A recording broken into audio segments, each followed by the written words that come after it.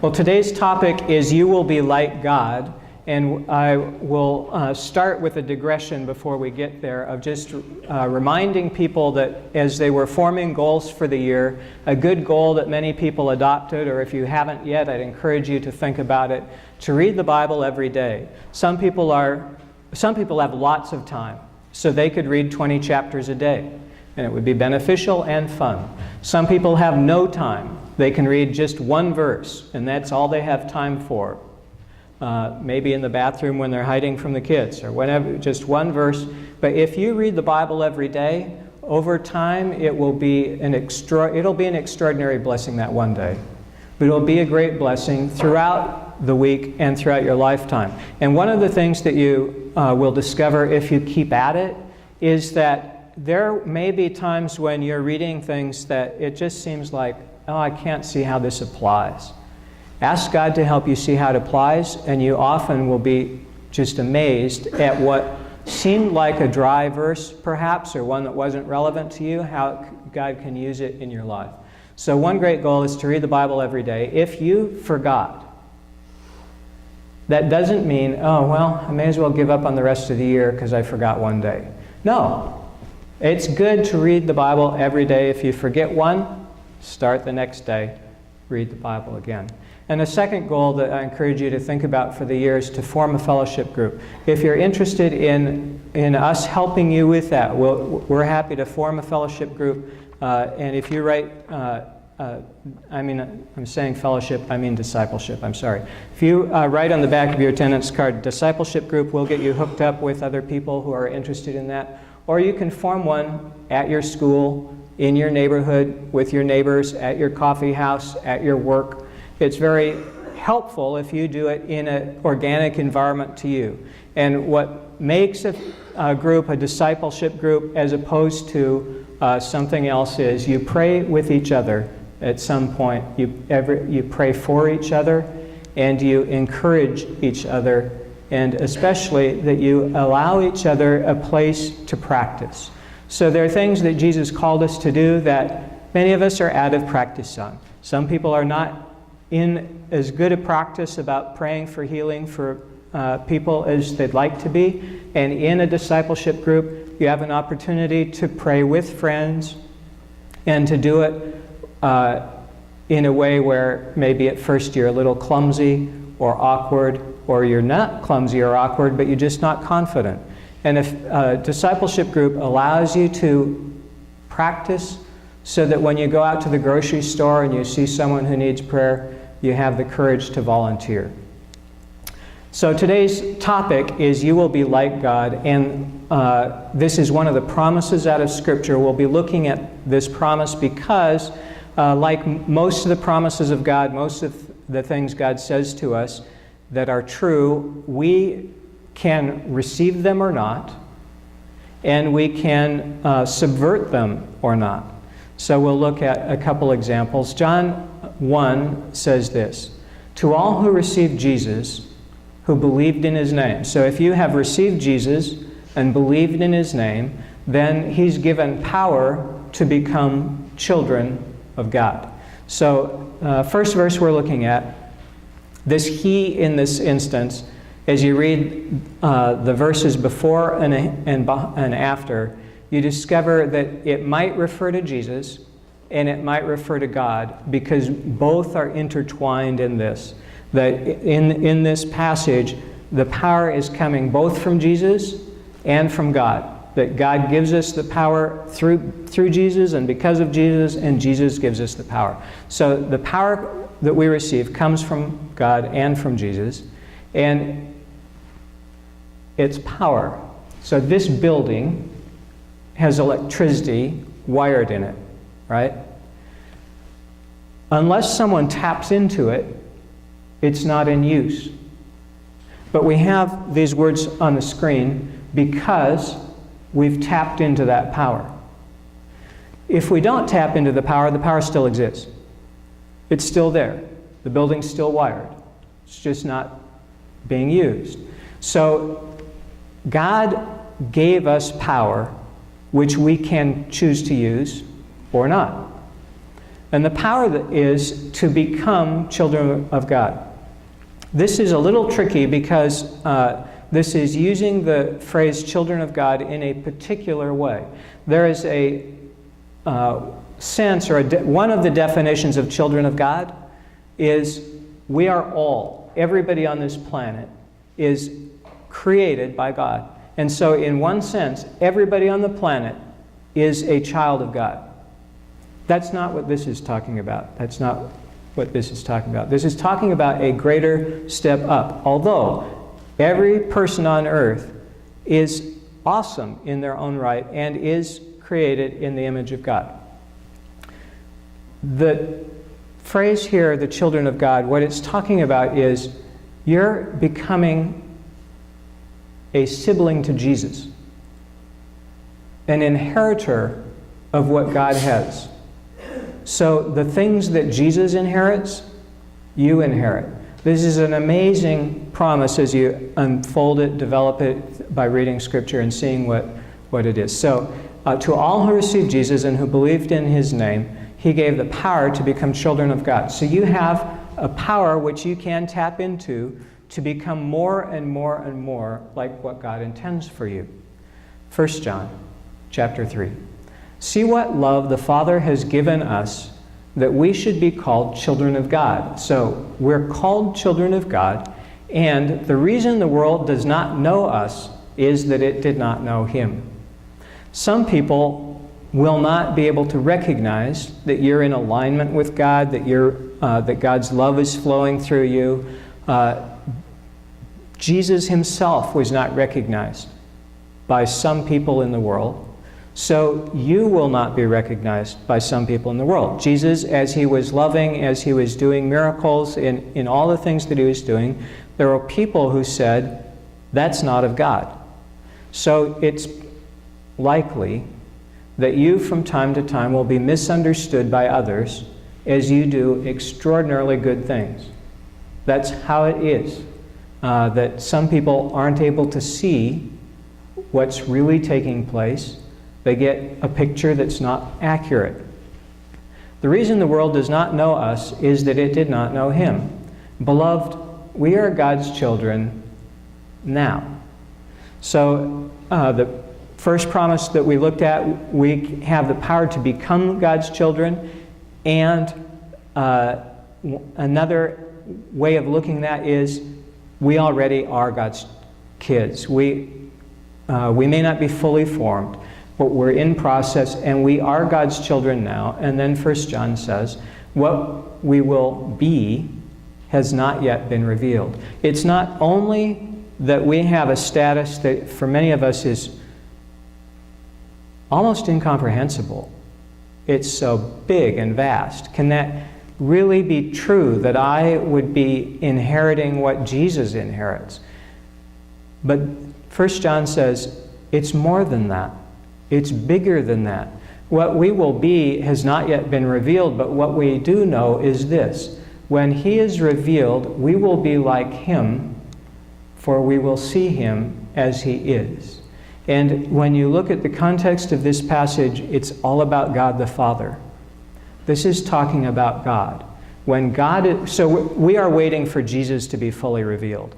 But this passage is talking about God. When God is fully revealed, we will be like Him.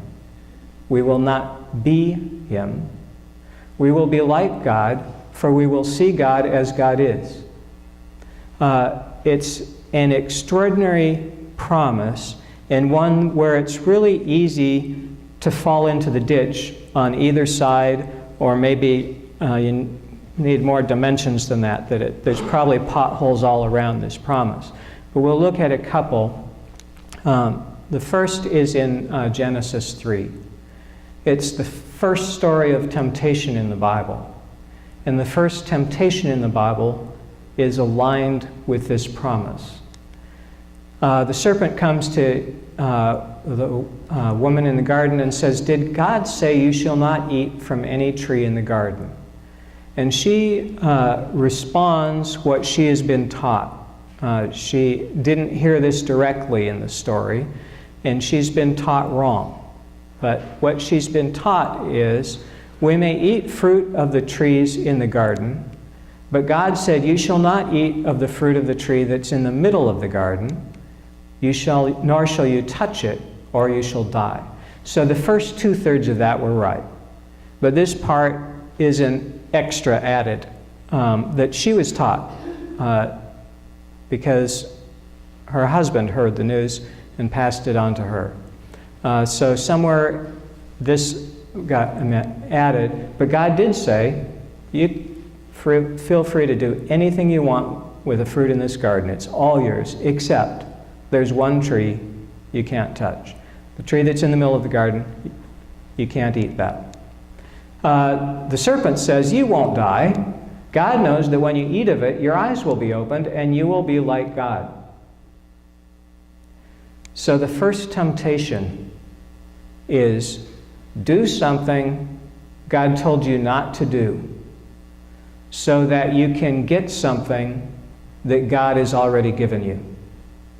Now, Eve did not know, presumably at this point, that it was part of her inheritance to become like God. I mean, we can read the back of the book, she couldn't. But her destiny was to become like God. That's the trajectory of all the believers, to become like God when God is fully revealed. And so she's being tempted to receive that inheritance early in a way that God told her, don't do that. As you might guess, it didn't work out. Ezekiel 28, verse 1. Because your heart is proud, and you have said, I am a God. So Eve's temptation was, you will be like God. Now we're going to look at person or nation where they've become proud and said, it's me, I'm a God. One of the temptations when people are filled with power and start to realize the fullness of their inheritance is that instead of becoming humble and grateful to God for what they have, they begin to think that they themselves are great, which is tricky because they are. But they're not great because of themselves, they're great because of what God has done.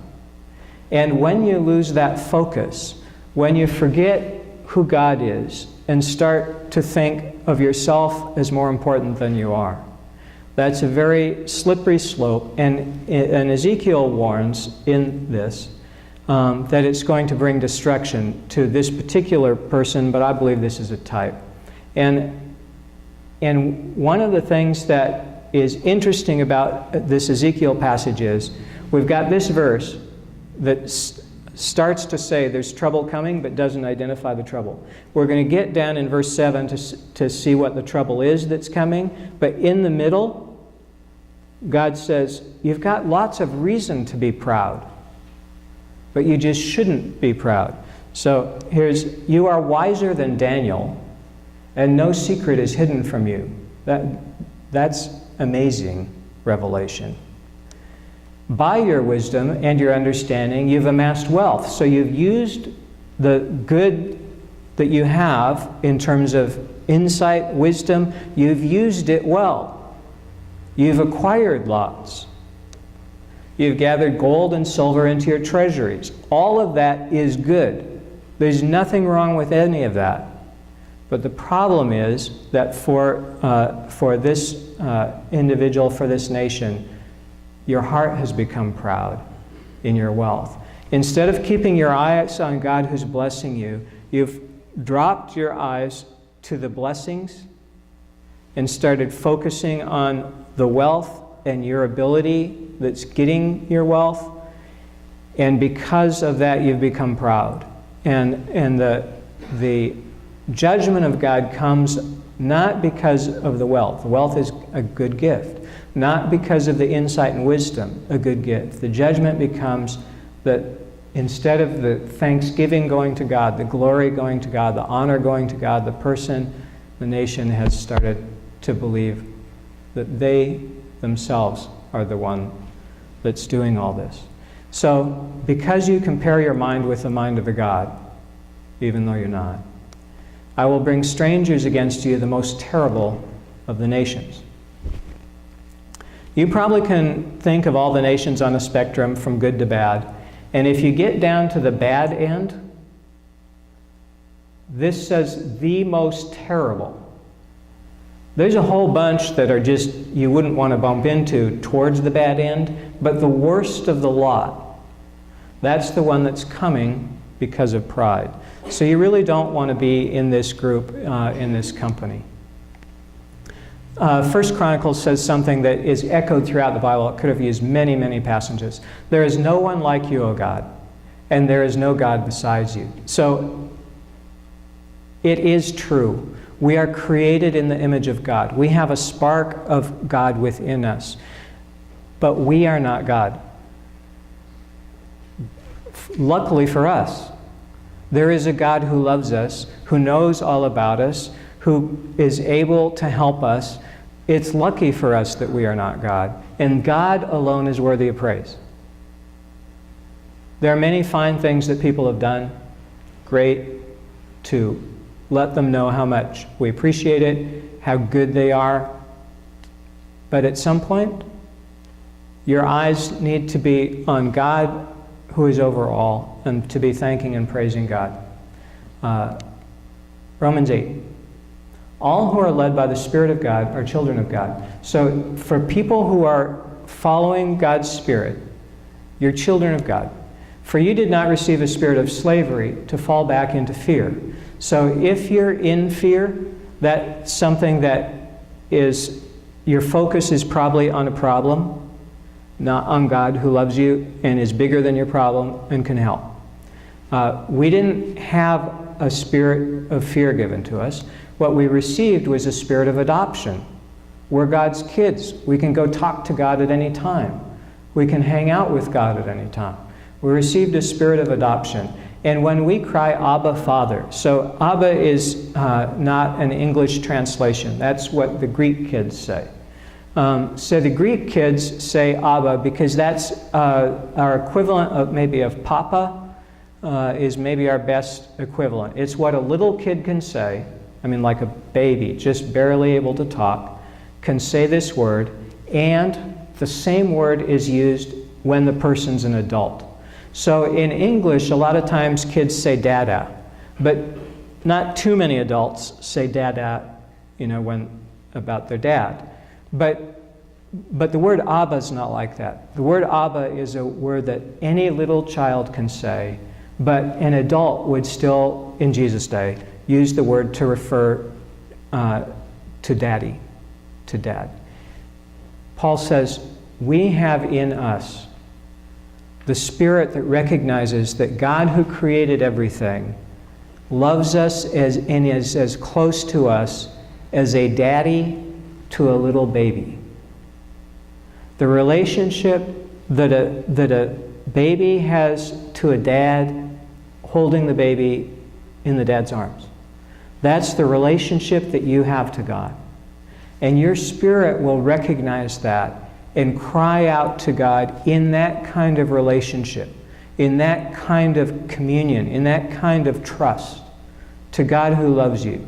And your brain may think, I don't know if God exists. I don't know if I even believe in God. I don't know how can God, and your brain might have all kinds of objections, but your spirit knows God loves you. And your spirit cries out, Daddy, you've got to help. Or Papa, thank you so much.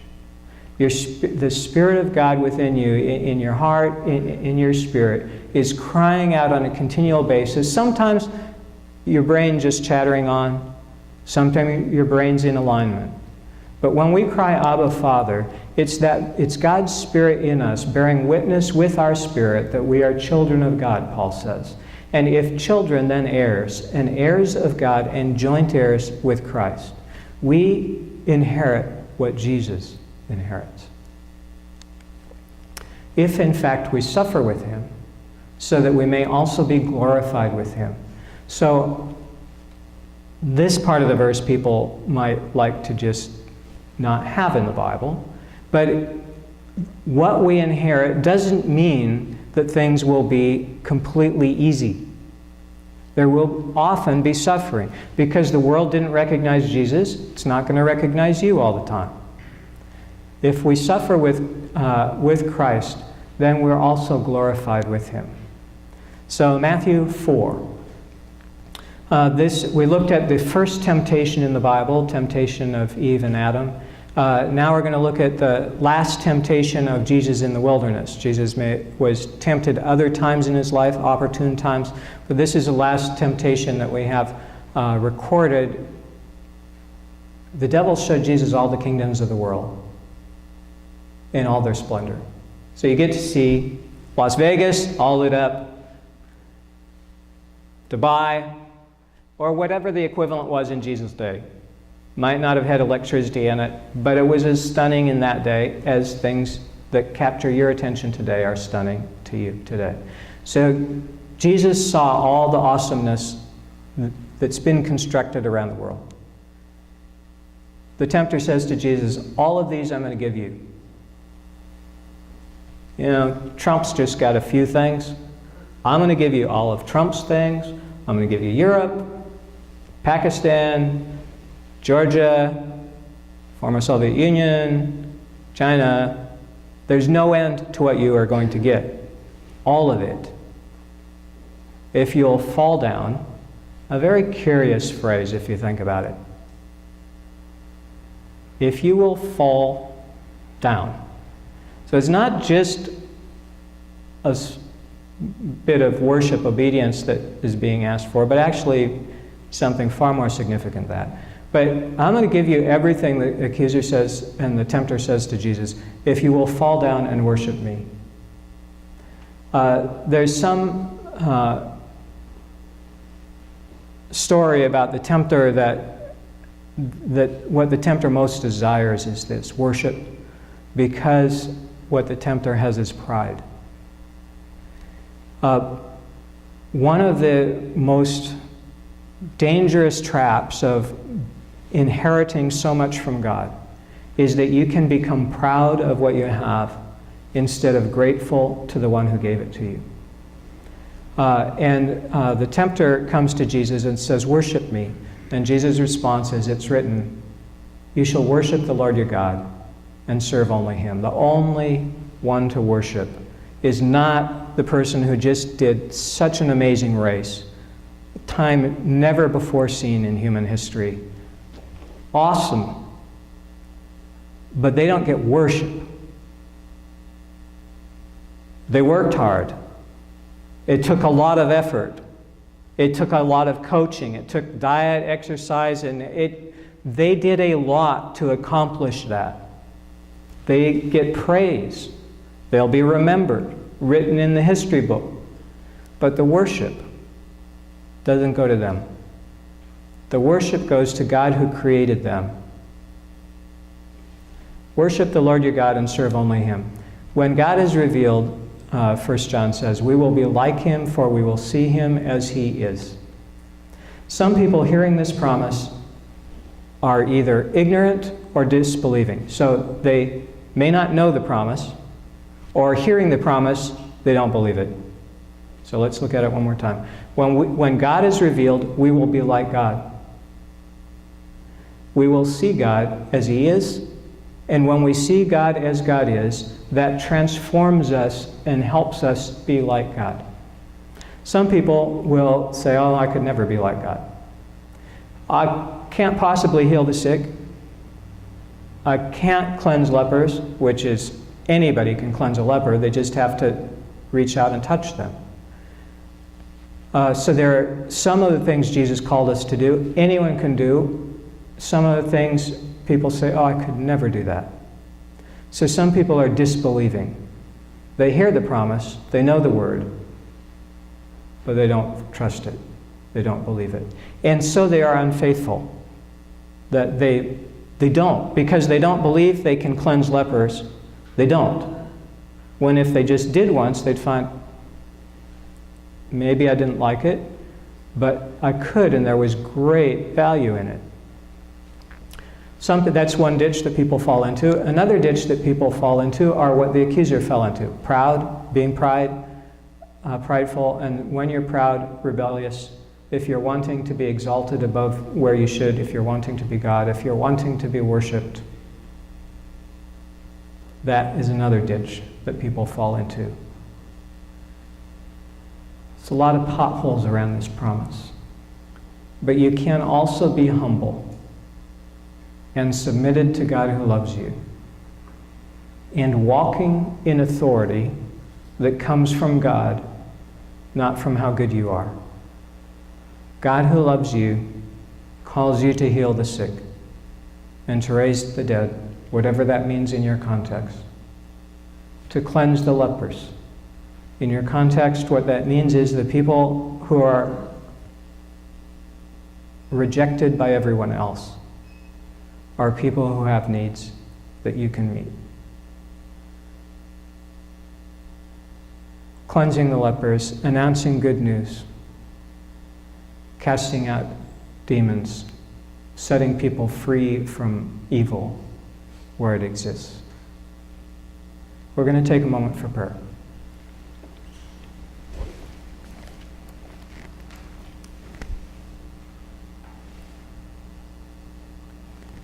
God, when we hear your promise that we can be children, co-heirs with Jesus, for many of us, we can't even imagine how good that is or what that entails.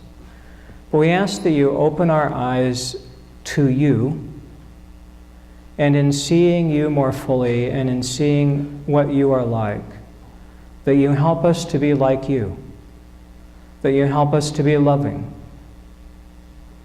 and joyful and peaceful and patient and kind and generous, that you help us to be filled with all the aspects of your character and the fruit of your Spirit, and that you give us the ability to see as we go through our days, just in the natural context of our lives, that you help us to see the people and animals, corporations, the things that you would like us to interact with to bring your peace and healing to those places. Thank you that we can walk in the authority that you give us. Help us to avoid the snares of the enemy. We praise you and we thank you. Amen.